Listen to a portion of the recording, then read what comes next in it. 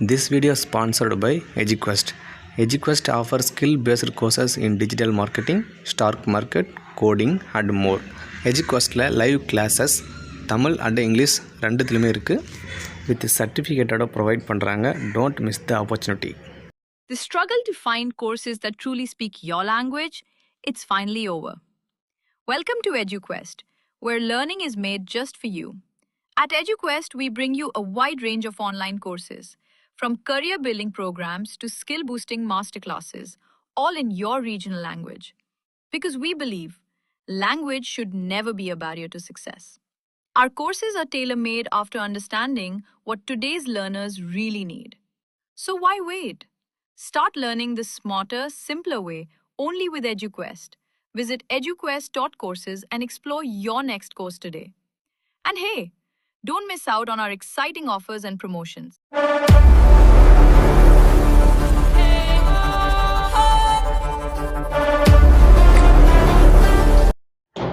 இன்றைக்கான வீடியோவில் நம்ம எதை பற்றி பார்க்க போகிறோம் அப்படின்றதுக்கு முன்னாடி நீங்கள் இன்னும் நம்ம சேனலை சப்ஸ்கிரைப் பண்ணலாம், மறக்காமல் சப்ஸ்கிரைப் பண்ணிட்டு பாருங்கள்.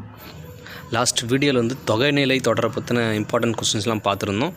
இந்த வீடியோவில் தொகாநிலை தொடரை பற்றின விவரங்களும் நம்ம பார்க்கலாம் வாங்க.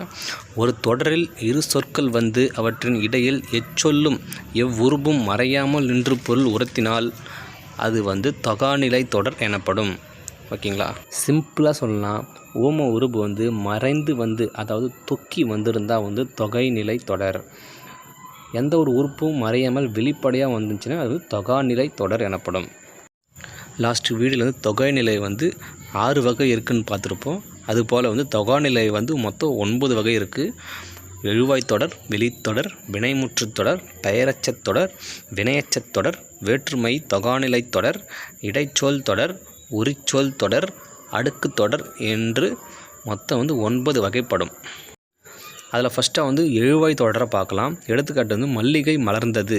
இதில் மல்லிகை என்னும் எழுவாய் தொடர்ந்து மலர்ந்தது என்னும் பயனிலை அமைந்துள்ளது. இடையில் எச்சொல்லும் மறையாமல் வந்துள்ளதால் இது எழுவாய் தொடர் எனப்படும். அடுத்ததாக விழித்தொடர். எடுத்துக்காட்டு நண்பா படி. இதில் நண்பா என்னும் விழிப்பெயர் படி என்னும் பயனிலை கொண்டு முடிந்துள்ளது. இடையில் எச்சொல்லும் மறையாமல் வந்துள்ளதால் இது விழித்தொடர் ஆகும். அடுத்ததாக வினைமுற்றுத் தொடர். எடுத்துக்காட்டு சென்றனர் வீரர். இதில் சென்றனர் என்னும் வினைமுற்று வீரர் என்னும் பெயரை கொண்டு முடிந்துள்ளது. இடையில் எச்சொல்லும் மறையாமல் வந்துள்ளதால் இதுவும் வினைமுற்றுத் தொடர் எனப்படும். அடுத்ததாக பெயரச்சத் தொடர். எடுத்துக்காட்டு வரைந்த ஓவியம். இதில் வரைந்த என்னும் எச்சவினை ஓவியம் என்னும் பெயர் சொல் கொண்டு முடிந்துள்ளது. இடையில் எச்சொல்லும் மறையாமல் வந்துள்ளதால் இது பெயரச்சத் தொடர் எனப்படும். அடுத்ததாக வினையச்சத் தொடர். எடுத்துக்காட்டு தேடி பார்த்தான். இதில் தேடி என்னும் வினையச்சச் சொல் பார்த்தான் என்னும் வினைமுற்று சொல் கொண்டு முடிந்துள்ளது. இடையில் எச்சொல்லும் மறையாமல் வந்துள்ளதால் இது வினையச்சத் தொடர் ஆகும். அடுத்ததாக வேற்றுமை தொகாநிலை தொடர். எடுத்துக்காட்டு கவிதையை எழுதினார். இதில் ஐ என்னும் வேற்றுமை உருபு வெளிப்படையாக பொருளை உணர்த்துவதால் இது வேற்றுமை தொகாநிலை தொடர் எனப்படும். ஐ என்ற உமா உருபு வெளிப்படையாக வந்திருக்கும். சரிங்களா? அடுத்ததாக ஏழாவதாக இடைச்சொல் தொடர். எடுத்துக்காட்டு மற்று பிற. மற்று கூட்டல் பிற. இதில் மற்று என்னும் இடைச்சொல் வெளிப்படையாக வந்துள்ளதால் இது இடைச்சொல் தொடர் ஆகும். எட்டாவதாக உரிச்சொல் தொடர். எடுத்துக்காட்டு சாலவும் நன்று. இதில் சால என்னும் உரிச்சொல் வெளிப்படையாக வந்துள்ளதால் இது உரிச்சொல் தொடர் எனப்படும். சாலை என்பது ஒரு உரிச்சொல். சரிங்களா? அது வெளிப்படையாக வந்திருக்கு. அதனால் உரிச்சொல் தொடர். அடுத்ததான் அடுக்குத் தொடர். எடுத்துக்காட்டு நன்று நன்று நன்று. இதில் ஒரே சொல் பலமுறை அடுக்கி வந்துள்ளதால் இது அடுக்குத் தொடர் எனப்படும். அதுக்கு அடுத்ததாக அதில் புக் பேக் கொஸ்டின்ஸுக்கான ஆன்சர்லாம் பார்க்கலாம் வாங்க.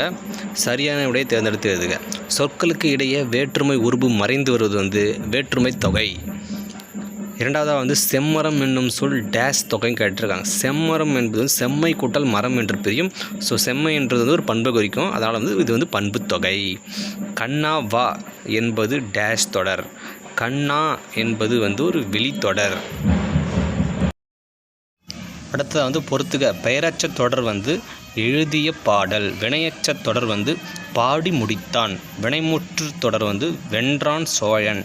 எழுவாய் தொடர் வந்து கார்குழலி படித்தாள். வெளித்தொடர் வந்து புலவரே வருக.